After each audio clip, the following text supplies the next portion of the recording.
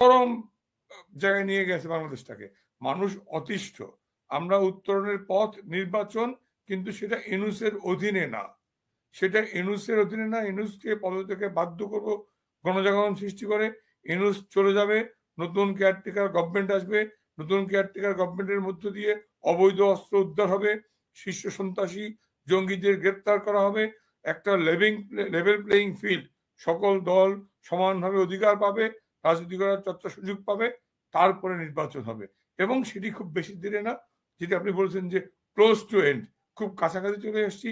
আমি আমাদের নেতাকর্মীদের এই ত্যাগ, নির্যাতন, হত্যা, গুম, খুন, ধর্ষণ, গণধর্ষণ, সংখ্যালঘু নির্যাতন, পাহাড়ি নৃতাত্ত্বিক জনগোষ্ঠীর, একটা যুবলীগ করে একটা ছেলে সেই রাঙামাটি, খাগড়াছড়ি, বান্দরবনে, তার মাকে কিভাবে নির্যাতন করা হলো, বাড়িতে আগুন দিয়ে দেওয়া হলো।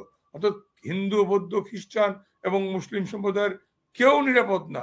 পাকিস্তান থেকে ভাড়া করে লোক এনে শরৎ উদ্যানে মিটিং করে, আমি বলি যাদেরকে কাদিয়ানি বলেন আপনারা, কত 1 লক্ষ আছে বাংলাদেশ, হাইয়েস্ট হাইয়েস্ট 1 লক্ষ কাদিয়ানি আছে। তাদের বিরুদ্ধে পাকিস্তান থেকে একটা ভাড়া করে নিয়ে এসে শরৎ উদ্যানে মিটিং করে সোসাইটিটাকে ইমব্যালেন্স করার কি দরকার? অর্থাৎ সকল দিক থেকে মানুষকে ওরা খেপিয়ে তুলেছে। মানুষ আজকে অতিষ্ঠ, তাদের কি বলবো এটাকে, শ্বাসরুদ্ধকর পরিস্থিতি তারা পার করছে।